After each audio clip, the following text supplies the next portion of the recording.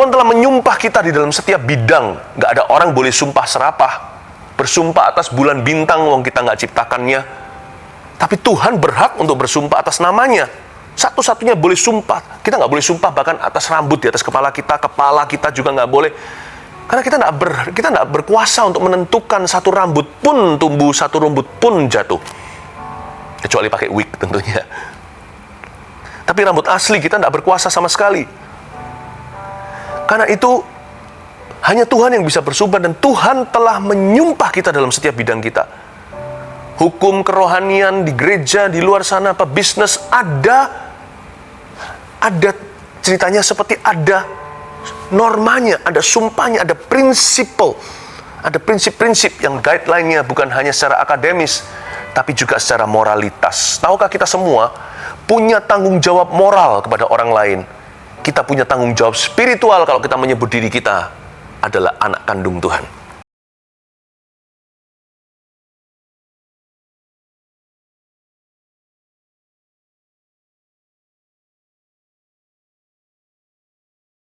Mari saya ajak kita berdoa sekali lagi. Kita tutup mata kita, tundukkan kepala kita once again. Bapa di dalam sorga, Yesus yang Kau beri di hidup kami itu tak ternilai harganya. Hari ini kami bisa disebut sebagai anak-anak Tuhan adalah sebuah penghargaan yang tidak mungkin kami bisa beli dan kami bisa bayarkan. Makasih Tuhan, karena ultimately pada akhirnya kami adalah anak-anak Tuhan saja. Ujungnya ketika kami pulang ke rumah Bapa, kami tidak membawa apa-apa, gelar kami pun kami tinggalkan. Dalam profesi kami, oleh karena itu dalam hidup sementara di dunia ini, beri kami roh takut akan Tuhan, agar kami tidak menyimpang dari jalan-jalan-Mu dan firman, agar kami bisa menggenapi bukan hanya janji Tuhan, tapi bisa menggenapi destiny atau tujuan kami, mengapa Engkau menciptakan dan menebus kami dan menempatkan kami di setiap bidang. Terima kasih Tuhan, sembunyikan hamba-Mu di balik salib Yesus Kristus, supaya Tuhan Yesus yang bersinar terang dan mengajar, sehingga masing-masing kami, iman kami bertumbuh dan sifat kami diubahkan. Beri kami semua kerendahan hati untuk menerima firman-Mu dalam nama Tuhan Yesus. Amin. Praise the Lord ya. Mari kita buka Amsal 31.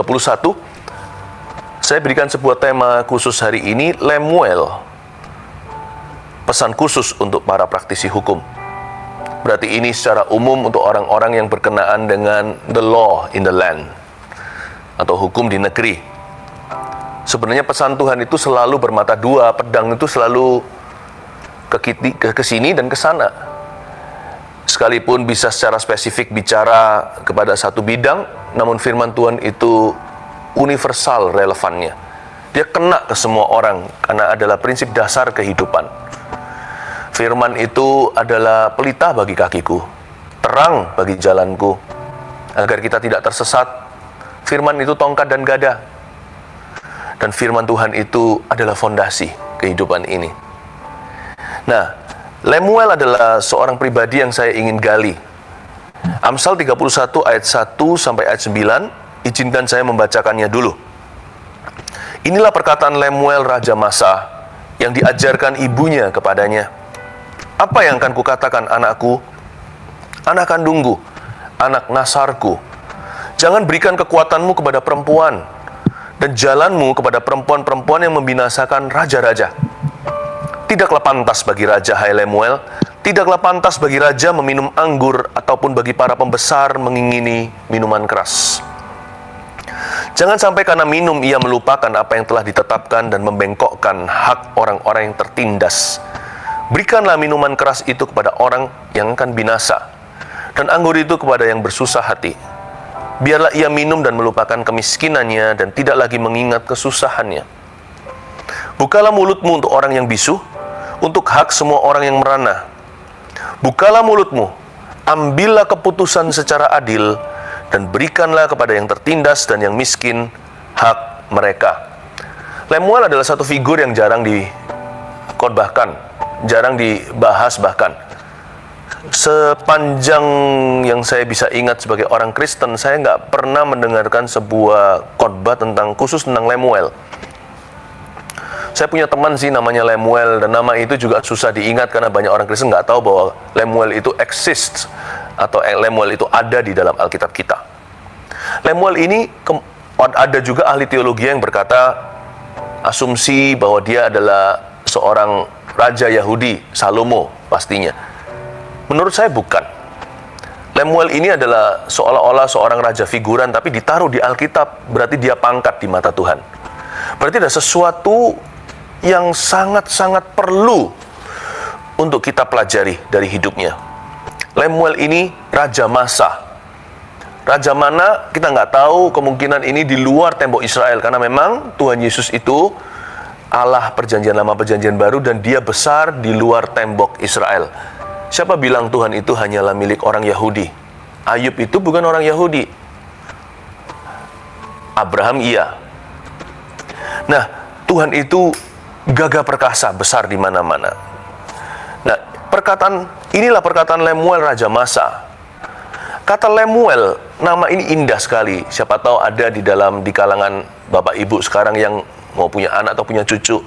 Kalau ada yang cowok gitu, bisa saja saya sarankan kasih nama Lemuel, itu bagus. Karena Lemuel artinya belonging to God. Lemuel itu artinya milik Allah. Kok bisa ya di luar tembok Israel ada orang milik Tuhan? Karena zaman itu bangsa Israel berpikiran picik sekali. Mereka sempit, mereka mengira bahwa mereka bangsa pilihan. Iya sih. Tapi Tuhan itu nggak bisa dibatasi dengan bangsa tertentu. Demikian pula Tuhan tidak bisa dibatasi hanya dengan profesi tertentu.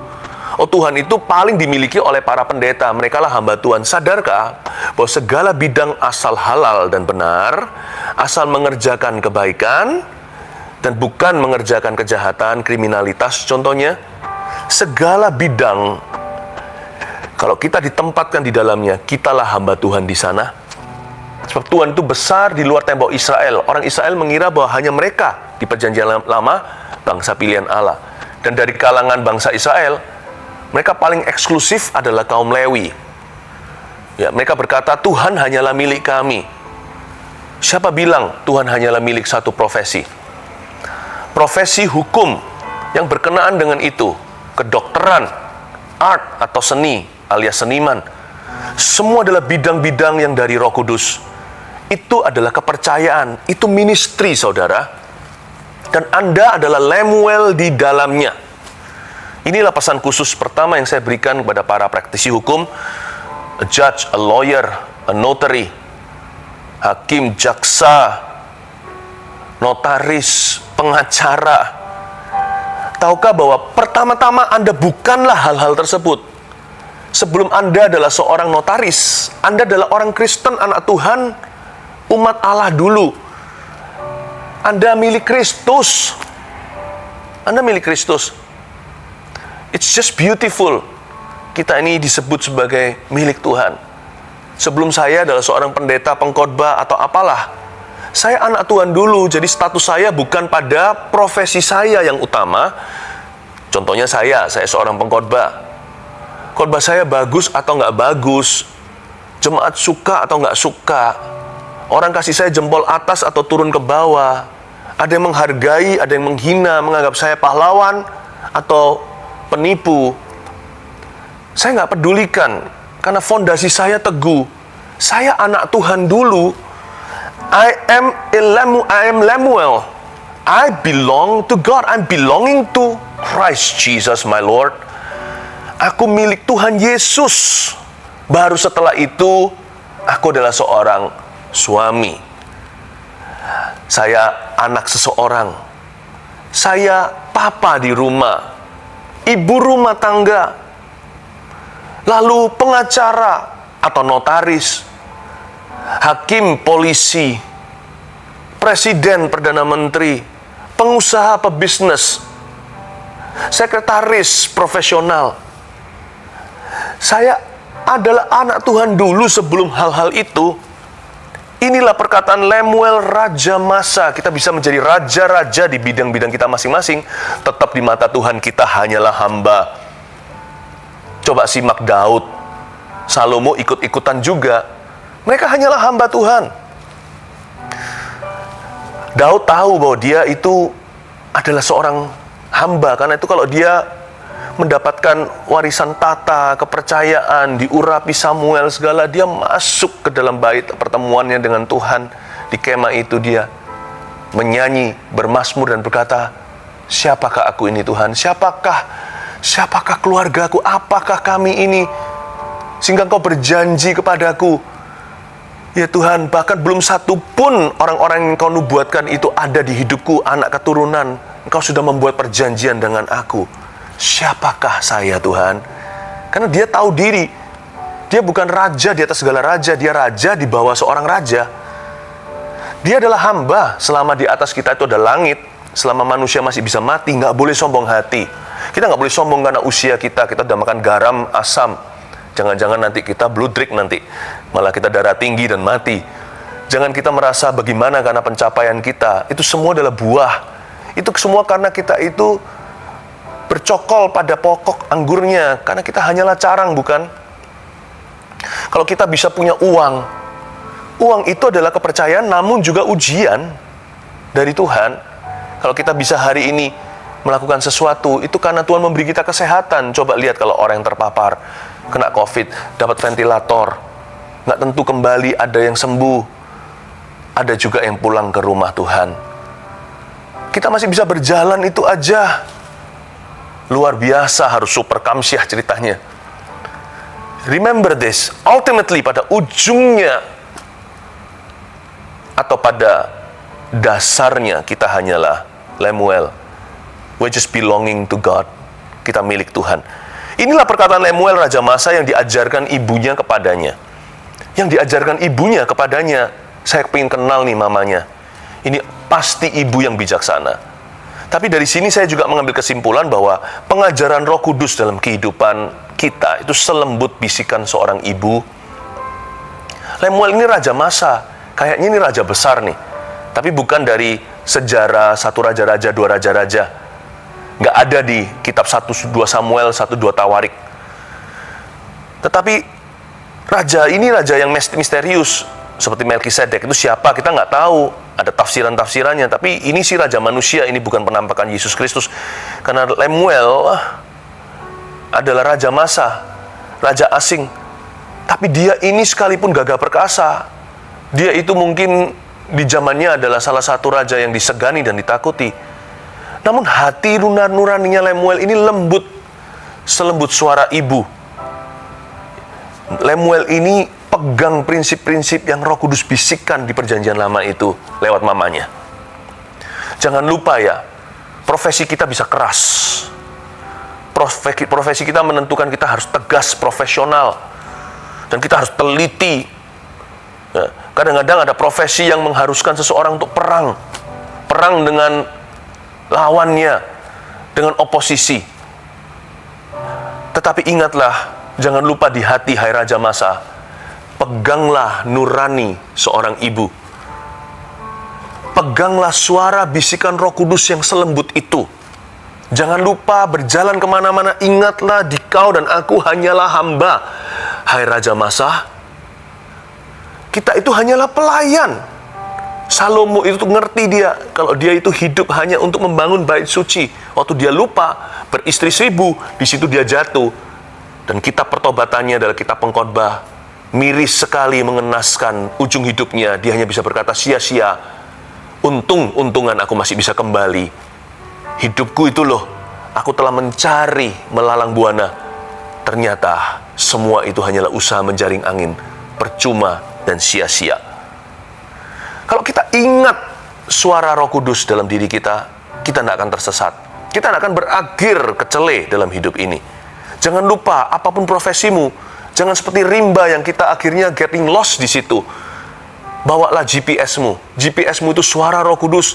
Jangan jauh dari firman Tuhan. Sebagai hamba Tuhan, saya sendiri juga tidak pernah merasa ada pendeta kecil, pendeta besar, itu nggak ada. Pembantu ya pembantu. Mau apa sih? Baru beberapa hari yang lalu ada seorang berkata gini, Pastor Philip, puji Tuhan ya, dipakai Tuhan. Tetap rendah hati ya. Saya jawabannya bukan ya atau tidak. Ya, saya berkata gini, Bu atau Pak, apa sih emangnya yang mau disombongkan? Lalu dia berkata, iya ya. Saya nggak berkata, iya ya, saya harus rendah hati. Berarti kan saya ngaku sombong. Enggak. Ngapain sih diingat-ingatin? Sombong sembuhan. Serba salah kalau digituin orang. Jadi saya bilang gini loh, Bu, Pak, emangnya apa yang perlu disombongkan? Oh iya ya, lalu tertemplaklah dia. Dia melemparkan nasihat ke saya, itu pedang bermata dua, kena sendiri juga. Iya ya, mungkin dia pulang mikir, apa sih mau disombongkan? Kita ini hanya debutan tanah alias daki. Debu kembali menjadi debu, tanah kembali menjadi tanah. Kita bisa gagah perkasa. Coba lihat kalau kita udah terpapar di ranjang kematian kita, gak bisa apa-apa, atau sudah tua bangka. Maafkan, bukan bicara diskriminasi usia. Lihat, semua ilmunya gone just like that. Semua studinya hilang karena demensia. Apalagi kalau Alzheimer, Parkinson sudah goyang semuanya. What can you do? Pasti anak muda akan jalan sendiri, lakukan tugas-tugasnya. Jangan jauh-jauh di rumah sendiri, anak cucu. Mereka akan menjaga, memelihara, tapi mereka nggak mungkin tungguin siang malam, pagi petang di pinggir ranjang. Kecuali kalau kritisnya itu 2 minggu, 3 bulan. Tapi kalau kritisnya itu terus-menerus 10 tahun, koma contohnya, masa anak cucu akan tunggu di situ? Mereka akan lanjutkan moving on dalam kehidupan mereka. Kita pasti akan ditinggalkan. Tidak diabaikan, tidak dibiarkan, tapi kita pasti akan ditinggalkan. Manusia itu ujungnya nggak ada value. Sungguh nggak ada value. Saya masih ada value karena saya masih bisa sumbangsi. Ujungnya nggak ada value. Sungguh-sungguh yang dikatakan firman itu, ujungnya kita, pada akhirnya kita hanya kembali membawa pulang Yesus Kristus. Hanya iman yang kita bawa, semua tidak kita bawa. Seperti lagu yang menjadi, inilah yang kupunya hati sebagai hamba, ku tak membawa apapun juga saat ku kembali ke sorga, ya kan? Saya pikir-pikir lagi, iya ya. Nah, saya kasih alasan-alasan mengapa kita harus takut akan Tuhan. Ayat 2, ini alasan ibu Lemuel yang diberikan kepada putra kesayangan, putra mahkota papanya. Apa yang kukatakan? Apa yang akan kukatakan? Anakku. Level ke-1, anakku. Level kedua, garis bawahi, anak kandungku. Lalu berikutnya, anak nasarku. Ada 3 level sonship kepada Tuhan. Ada 3 level menjadi putra kerajaan sorga. Menjadi putri kerajaan sorga, sama saja menjadi anak Tuhan. Ada 3 level. 3 level ini tali 3 lembar, seperti kata pengkhotbah yang tidak mudah diputuskan. Mengapa kita harus komitmen sama Tuhan, ultimately di atas segala sesuatu, termasuk bidang yang kita jalankan. Takut akan Tuhan harus jadi 3 benang yang membuat hidup kita terikat kepadanya. Dalam setiap keputusan, tindak tanduk kita tidak boleh lepaskan benang ini, benang operasi Kalvari. Nomor 1, karena kita adalah anaknya. Apa yang akan kukatakan? Anakku. Nomor 1, kita adalah anak ciptaan. We were created in His image, karena kita diciptakan dalam gambar dan rupanya. Kitalah anak kandungnya Allah. By creation, in His image, atau di dalam gambar dan rupanya. Kedua, anak kandungku, yaitu anak tebusan. Son of my blood. Makanya, He has begotten us, dalam bahasa Inggrisnya. Dia telah mengadopsi, memiliki kita, membeli dengan darah. Kita adalah His flesh and blood, darah dan daging. Makanya setiap kali kalau kita di gereja, angkat perjamuan kudus, hosti, dan cawan di tangan, atau anggur itu melambangkan tubuh dan darah Yesus, kita sedang mengakui, Lord, you are my flesh and blood, and I am your flesh and blood. Engkaulah darah dagingku, aku darah dagingmu. Aku anak kandungmu, aku anak tebusanmu. Karena kita ditebus, jadi kita nggak boleh ngawur. Yang ketiga, kita adalah anak perjanjian, son of my vow, itulah anak nasarku. Tuhan telah menyumpah kita di dalam setiap bidang. Nggak ada orang boleh sumpah serapah, bersumpah atas bulan bintang, wong kita nggak ciptakannya. Tapi Tuhan berhak untuk bersumpah atas namanya. Satu-satunya boleh sumpah. Kita nggak boleh sumpah bahkan atas rambut di atas kepala kita juga nggak boleh. Karena kita nggak berkuasa untuk menentukan satu rambut pun tumbuh, satu rumput pun jatuh. Kecuali pakai wig tentunya. Tapi rambut asli kita nggak berkuasa sama sekali. Karena itu, hanya Tuhan yang bisa bersumpah, dan Tuhan telah menyumpah kita dalam setiap bidang kita. Hukum kerohanian di gereja, di luar sana, bisnis, ada ceritanya, seperti ada normanya, ada sumpahnya, ada prinsip yang guideline-nya, bukan hanya secara akademis, tapi juga secara moralitas. Tahukah kita semua punya tanggung jawab moral kepada orang lain? Kita punya tanggung jawab spiritual kalau kita menyebut diri kita adalah anak kandung Tuhan. Ayat 3, jangan berikan kekuatanmu kepada perempuan, dan jalanmu kepada perempuan-perempuan yang membinasakan raja-raja. Ayat 3 ini, to be fair, saya balik juga untuk yang wanita, karena sekarang bukan zamannya hanya cowok yang selingkuh, perempuan juga banyak. Jangan berikan kekuatanmu kepada laki-laki, hai Lemuelwati, bukan hanya Lemuelnya. Kalau Lemuel, jangan berikan kekuatanmu kepada perempuan, dan jalanmu jangan diberikan kepada lawan jenismu, apalagi sesama jenis di zaman homoseksuality yang membinasakan raja-raja. Ayat 3 ini adalah sebuah warning atau peringatan akan sebuah career ending sin atau satu dosa yang bisa mengakhiri karir seseorang seketika juga. Namanya adultery atau perzinahan. Presiden pun bisa di-impeach karena itu, sudah ada dalam sejarah. Wah, apalagi kalau hamba Tuhan. Wah, sudah nggak usah ngomong lagi. Demikian pula dalam hukum atau apapun bidang yang kita tekuni. Saya secara pribadi punya prinsip begini.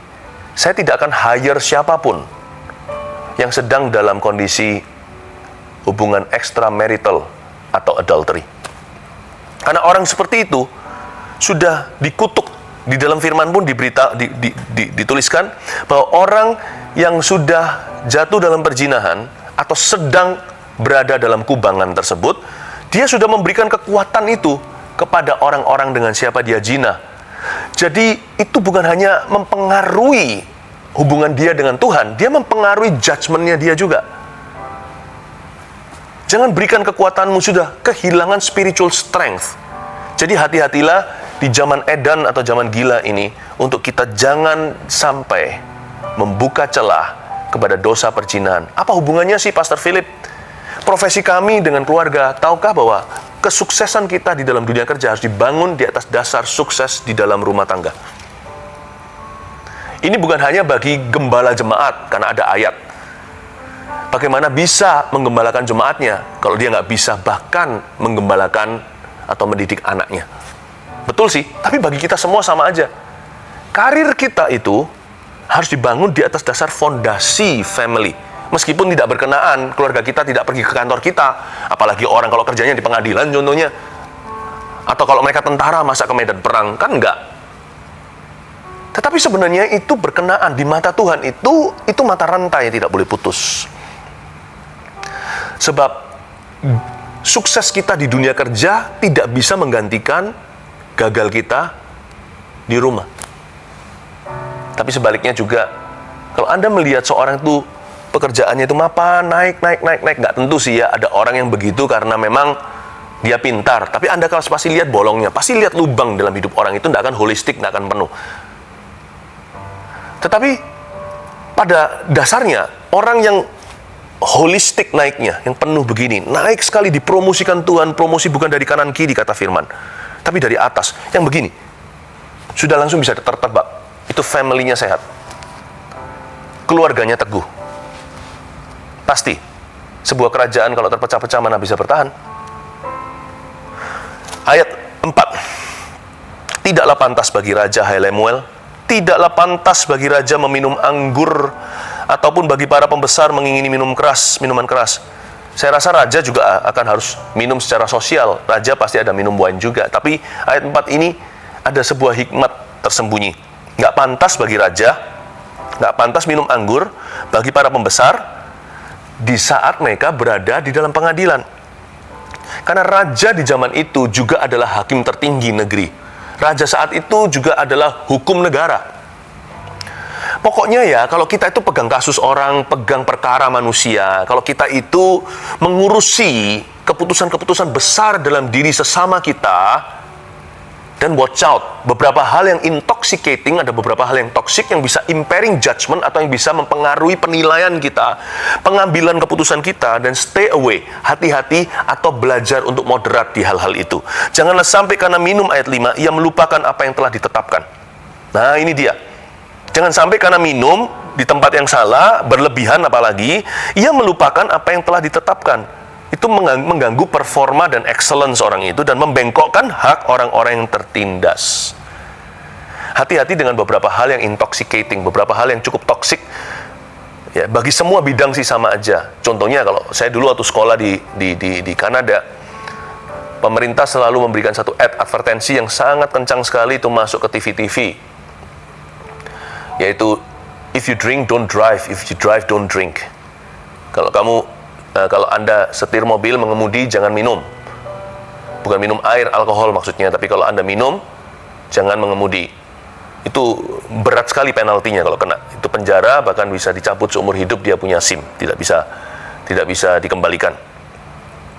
Nah, ada hal-hal tertentu yang harus Anda dan saya waspadai. Too much of something is not a good thing. Too much alkohol contohnya. Meskipun kalau ada beberapa orang, tergantung nuraninya, ada yang oke, tapi Tuhan tidak pernah melarang. Paulus pun berkata, minumlah sedikit anggur karena perutmu itu perlu hangat-hangat. Tetapi jangan mabuk dan syarat dalam pesta pora. Too much of a good thing is not a good thing. Too much alkohol contohnya akan affecting performa seseorang. Tapi selain itu ya, alkohol sih biasanya menjadi kambing hitam. Tapi sebenarnya ada kambing yang putih yang harus hati-hati sih. Contohnya apa? Apalagi yang toksik dalam jiwa kita yang mempengaruhi kita punya penilaian dan pengambilan keputusan. Kepahitan. Tahu nggak? Kepahitan itu orang kalau sepenuh dalam hati orang itu mabuk. Dia mabuk oleh benci. Unforgiveness, tidak mau mengampuni, ambisi, nafsu. Karena orang itu memegang kasus dan perkara orang, tapi karena dia itu luar biasa orang yang suka judi atau berhutang, ini kalau digabung intoxicating. Orang itu sudah tidak bisa lagi membuat keputusan yang objektif atau tidak bisa lagi murni hatinya. Dia pasti akan memanipulasi, memanfaatkan, atau dia pasti seperti dulu ada satu cerita dongeng, bukan dongeng tapi cerita anak kecil waktu saya masih kecil nih. Ada satu orang yang punya angsa sakti, keluar telur emas, tapi dia kesusu, terburu-buru, dia tergesa-gesa karena nafsu. Mungkin dia berjudi, kalah judi, dia mau kembalikan kerugiannya, kekalahannya, atau dia berhutang sana-sini, terlalu ambisi, belum apa-apa, beli itu, beli ini, properti bagus sih, tapi dia beli semuanya, hutang kanan kiri. Kalau hutang itu masih punya aset yang bisa menutupnya, hanyalah perputaran cash saja, itu lain cerita. Tapi kalau ini kan hutangnya sudah di atas hutang, apalagi hutang kredit card, terus gitu, lama-lama lihat ya nanti. Karena dia suka luxury, barang-barang yang tidak primer, sukanya itu barang-barang yang mahal, padahal dia nggak perlu itu. Motivasinya pun salah, bukan untuk menikmati berkat Tuhan, tapi untuk show off, atau supaya jor-joran, atau supaya borju dengan orang. Lalu karena dia masuk dalam lifestyle yang salah ini, intoxicating, bukan hanya alkohol, ini bicara soal lifestyle, atau gaya hidup. Akhirnya, impairing his judgment, dia tidak bisa mengambil keputusan yang objektif, dan dia akan memakai setiap keadaan itu untuk mencari uang. Dan semua hak orang tertindas pasti dibengkokkan oleh dia, karena tergantung siapa yang bayar. Dia pasti akan melupakan apa yang telah ditetapkan oleh Tuhan. Hati-hati ya, too much of a good thing. Karena itu perlu balancing.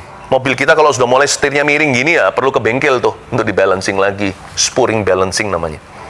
Kita kadang-kadang perlu spurring and balancing. Be careful.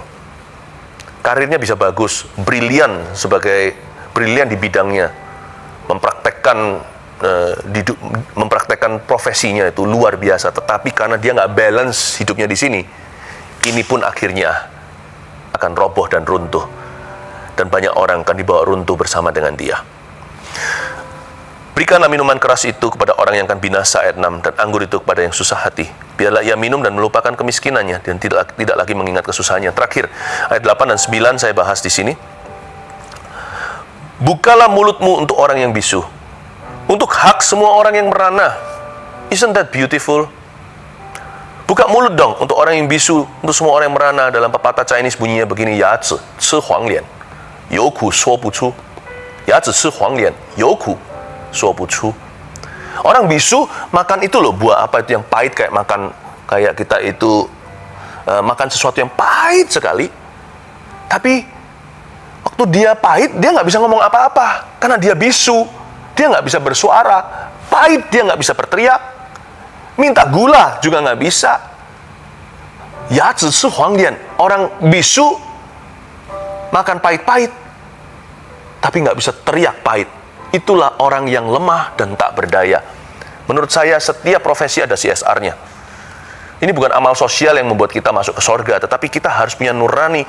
Setiap profesi itu, kita harus mengerti di dalam setiap profesi, apa yang kita berikan for free, apa yang kita akan tarik uang dari itu. Semua profesi ada itu.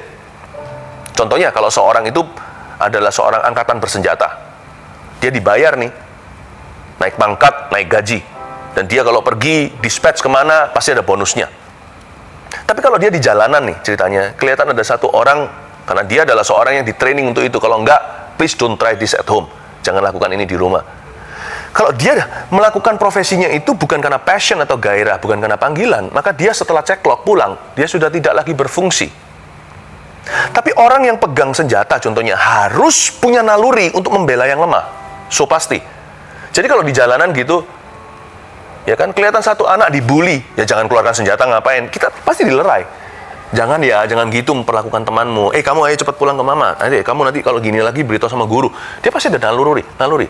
Yang satu dia profesional, yang satu personal. Dia pasti satu digaji, yang satu dia lakukan for free, secara sukarela. Saya yakin kok. Seorang konsultan gitu ya, sesuatu. Tapi kalau dia pasti suka memberikan nasihat, meskipun ada batasnya. Dia harus pilih-pilih. Dia juga nggak bisa dimanfaatkan. Kalau ini orang memang mampu, sanggup, dan ini memang harus secara profesional, datanglah ke kantorku, berikan nasihat seperlu. Tapi saya nggak percaya kalau ada seorang pendeta, contohnya hamba Tuhan, saya suka nolong orang, tapi ketika di jalanan seperti si imam dan orang Lewi yang lewati seorang Yahudi yang dirampok, dia lewat gitu aja.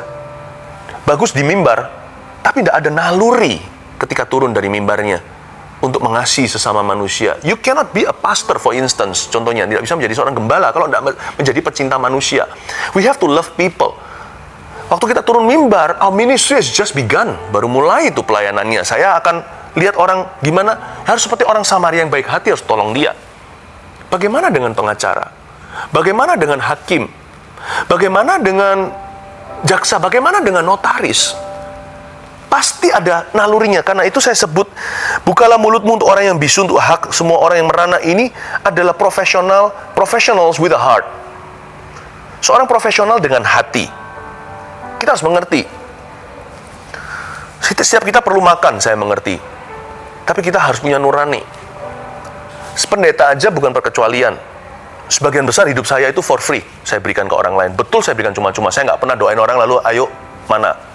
Saya nggak hidup mengharapkan belas kasihan. Tangan saya bisa bekerja kok. Tapi ada hal-hal tertentu saya tahu. Contohnya kalau saya tulis buku dan sebagainya, itu orang harus beli. Karena itu bukan keharusan. Tapi kalau saya baca Alkitab, saya bahas ini, saya nggak pernah tarik tarif apa-apa. Nggak pernah. Saya diundang berkata saya harus minta ini, itu, fasilitas. Saya nggak pernah saya jijik dengan hal-hal begitu. Namun demikian kita harus mengerti dulu, sudah langsung digarisbawahi dalam profesi kita, hukum contohnya.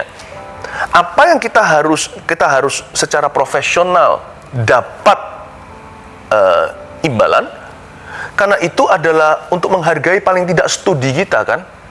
Studi kita kan nggak for free. Dulu kita ngambil sarjana 1, 2 sampai PhD bahkan. Itu semuanya kan investasi. Tapi ada hal tertentu yang kita tahu, this is the heart. Ini hati. Nah, itu yang harus kita tentukan. Itu harus kita tentukan. Jangan kita memberikan receh. Karena itu nomor 1, ini dibukalah mulutmu untuk orang yang bisu, untuk hak semua orang yang merana. Ini adalah sebuah call atau panggilan to take up the cause of the defenseless, atau untuk ini nomor 1 adalah perjuangkan perkara orang yang tidak berdaya. Harus ada ini. Jikalau di setiap profesi atau bidang itu selalu akan ada pohon pengetahuan yang baik dan jahat, atau pohon terlarang, itu mesti ada. Kalau enggak, kita nggak punya pilihan. Bagaimana kita bisa jadi orang baik?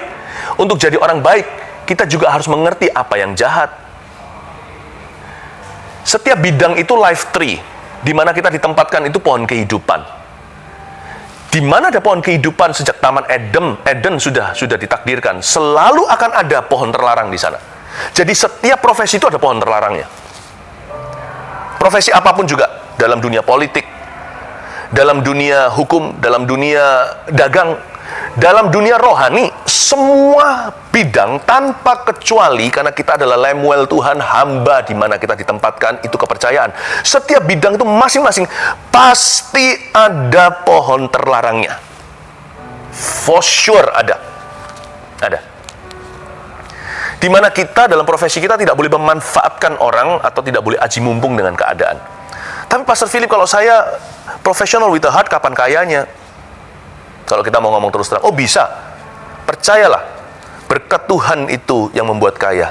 Susah payah tidak akan menambahinya.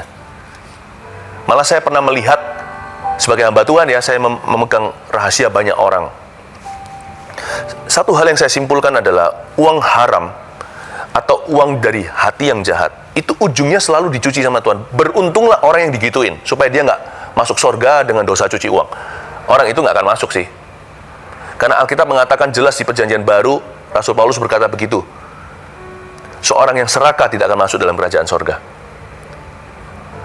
Nah, saya melihat kalau ada orang mengambil untung 4 miliar ini, tapi dari cara-cara yang kurang baik ya. Nanti ujungnya ya, entah dia sakit, atau dia rugi sesuatu, atau apa gitu, pokoknya dia nanti akhirnya habis tuh 4 miliarnya lewat pintu belakang. Tuhan itu jagonya untuk mendetoks anak-anaknya dari segala uang haram. Jadi berkat Tuhan yang membuat kaya itu beneran. Susah payah nggak menambahinya. Justru kalau orang mengejar kaya bukan dari berkat Allah, susah payah akan membocorkan berkatnya. Jadi akhirnya orang itu ya akhirnya impas seperti semula. Dikasih Tuhan ground zero lagi untuk mulai baru atau mulai benar. Selama orang itu nggak benar, di her melulu sama Tuhan Yesus. Kalau sampai orang itu nggak digituin, Ibrani katakan malah celaka. Itu berarti anak gampang. Itu mungkin bukan anak kandung, bukan anak nasar, bukan anak Tuhan bahkan. Karena kalau kita sampai didisiplin sama Tuhan, ayah mana sih, papa mana yang tidak mendisiplin anak-anaknya? Kalau kita adalah anak yang sah, pasti kita didisiplin olehnya. Take up the cause of the defenseless. Percayalah, Tuhan nggak perlu kuantitas, nanti akan ada kualitas. Tuhan kalau sekali berkati, cuma lewat satu keran aja, Anda akan beli segalanya yang Anda butuhkan, bahkan yang Anda inginkan. Karena barang siapa bergembira karena Tuhan, maka Tuhan akan memberikan apa yang diinginkan oleh hatinya. Perjuangkan perkara orang yang tidak berdaya. Tidak dalam segala proyek kita harus tarik dana. Tapi ada hal-hal tertentu secara profesi, biar di situ Tuhan memberkati kita dengan dahsyat dan luar biasa. Ya, saya percaya Tuhan membawa kita kepada jalan menuju kepala, bukan menuju ke ekor. Bukan berarti ikut Tuhan itu prosperity, ya enggak. Makanya saya ajarkan ini kan kejujuran dan keadilan. Tapi bukan janji kalau aku jujur engkau akan berkati, aku adil engkau jadikan aku kaya. Itu namanya motivasi. Belajar percayalah. Masa Tuhan itu nggak ada rasa sungkannya sama kita? Tuhan itu loh yang mengasihi kita. Bukan rasa sungkan ya, Tuhan nggak takut siapa-siapa. Masa Tuhan itu tidak tahu apa yang harus dia perbuatnya? Tuhan yang tahu membedakan perlakuan antara orang benar dan orang fasik. Masa Tuhan tidak tahu bagaimana memperlakukan aku? Udahlah, Tuhan nggak perlu ditolong, Tuhan nggak perlu diaudit. Aku percaya, I trust. Sekalipun pohon ara tidak berbuah, tidak ada anggur pada carangnya, tidak ada sapi lembu di kandangnya, tapi bagianku tetap Tuhan. Sadrak Mesak Abednego berkata, Tuhan sanggup menolong kami dari perapian ini. Tapi andai kata Tuhan kami yang hidup itu tidak menyelamatkan kami, kami tetap tidak tunduk pada Baalmu ya Raja. Masuklah mereka ke dalam api. 3 pribadi, Sadrak Mesak Abednego, ternyata ada 4 orang di dalamnya. Satunya Yesus Kristus di Perjanjian Lama. Masa Tuhan tidak tahu bagaimana memperlakukan hamba-hambanya yang benar? Di setiap bidang Lemuelnya. I'm very sure. Mungkin kita perlu revisi lagi hal-hal yang kita iyakan atau tidakkan. Yang terakhir, nomor 9. Bukalah mulutmu, ambillah keputusan secara adil, dan berikanlah kepada yang tertindas dan yang miskin hak mereka. Jadi bukan hanya kepada orang miskin, kalau orang miskin saja. Karena kita mungkin bukan Mother Teresa. Setiap kita punya profesi, kita kejar sesuatu yang sifatnya dari dunia. Namun janganlah hati kita duniawi. Bukalah mulutmu, ambillah keputusan secara adil itu kepada orang miskin maupun orang kaya. Bukan hanya melayani pada satu sisi orang. Ya, ada orang-orang tertentu yang berikan pelayanan seperti itu. Seperti saya katakan tadi, figur seorang mother tersebut yang sudah almarhum, luar biasa itu, saya kagumi. Dan berikanlah kepada yang tertindas dan yang miskin hak mereka. Kalau yang pertama, perjuangkan perkara orang yang tidak berdaya. Yang kedua, usahakan untuk melakukan apa yang baik, benar, dan apa yang adil kepada semua orang. Win-win solusi kalau bisa dalam segala profesi kita. Tapi kalau nggak bisa, kalau terpaksa, win-lose nggak apa-apa. Jangan takut lu jadi orang, tanda kutip, orang jahat. Semua orang di dunia ini maunya jadi orang baik sih. Dalam mengadili, harus ada yang dikalahkan. Dalam mengurus perkara, kita berhak berkata, saya tidak mau urus ini proyek kasus. Tuhan Yesus suatu hari disuruh masuk dalam sebuah pertikaian. Coba baca di Injil ada itu. Tuhan berkata, siapa yang mengangkat aku untuk menjadi penengah pertikaianmu untuk harta benda keluargamu. Mereka itu loh rebutan warisan. Tuhan nggak mau ditarik ke dalam itu. Tuhan berkata, no, this case I won't take. We reserve the right. Saya tidak tahu setiap bidang kan mesti akan ada sumpahnya sendiri, atau ada job deskripsi, atau ada tuntutannya, ya kan? Tapi dalam kasus Tuhan Yesus waktu itu sebagai hamba Allah, yang anak Allah yang maha tinggi dalam tubuhnya sebagai manusia, dia berkata, I'm not going to take this case. Dalam hal itu Tuhan membuat mereka lose, karena Tuhan tahu bahwa this is wrong. Win-win kalau bisa, win-lose kalau terpaksa. Saya tidak pernah takut. Saya tidak memberitakan apa yang diinginkan oleh telinga untuk mendengarkan. Saya tidak, sebagai hamba Tuhan, sebagai pengkhotbah contohnya, saya tidak memberitahukan pada orang apa yang mereka ingin dengarkan. Saya beritahukan apa yang Tuhan taruh di mulut saya, apa yang mereka butuh untuk dengarkan.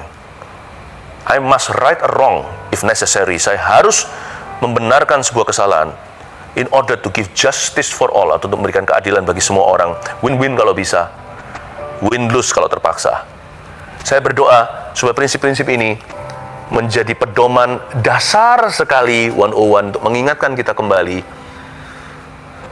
tanda kutip, sumpah apa yang Tuhan taruh di atas hidup kita, atas segala profesi, supaya kita menjadi anak Tuhan dulu pertama-tama, dan menjadi orang yang benar sesudah itu, lalu orang yang profesional dan berhasil karena Tuhan memberkati bidangnya, karena orang yang excellent akan berdiri di hadapan raja-raja. Saya berdoa semua orang, ini luas ya, bagi mereka yang praktek kerjanya itu seputar hukum, berkenaan dengan itu, sebuah pesan khusus dari Roh Kudus untuk kita semua, untuk para praktisi hukum seperti Lemuel, who belongs to God. You belong to Him. Tuhan mengasihimu, Anda adalah anaknya, dan kita semua adalah hamba-hambanya. Mari saya ajak kita untuk berdoa dulu. Kita tutup materaikan firman ini dulu di dalam nama Yesus. Mari kita pejamkan mata kita. Tuhan Yesus, hamba berdoa untuk semua anak Tuhan pada umumnya. Hari ini Tuhan berbicara bahwa bidang kami asal itu halal dan benar, bukan kriminalitas. Maka kami berdoa, ya Tuhan, jadikan itu ladang pelayanan kami. Kami percaya Tuhan menempatkan kami di situ sebagai hamba, sebagai Lemuel, one who belongs to you, seseorang yang menjadi milikmu, khususnya mereka yang, ya Tuhan, berprofesi seputar hukum, para praktisi hukum ini.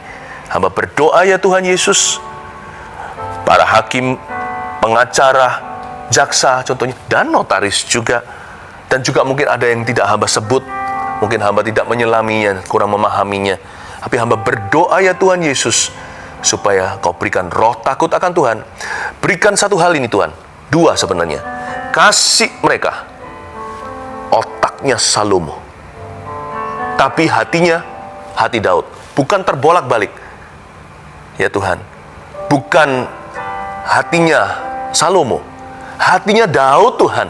Salomo pun belajar dari situ untuk takut akan Tuhan. Hati orang yang berkenan, a man after your own heart. Tapi kasih otak, the brain of King Solomon. Kasih, ya Tuhan Yesus, berikan otak Salomo untuk excel, ya Tuhan Yesus, dalam performa mereka, untuk menjadi bukan hanya rata-rata, just good only, tapi menjadi champion di dalam setiap bidangnya. Tuhan Yesus berkati di dalam nama Yesus Kristus dengan tongkat gada pastoral pengembalaanmu. Haleluya. Amin.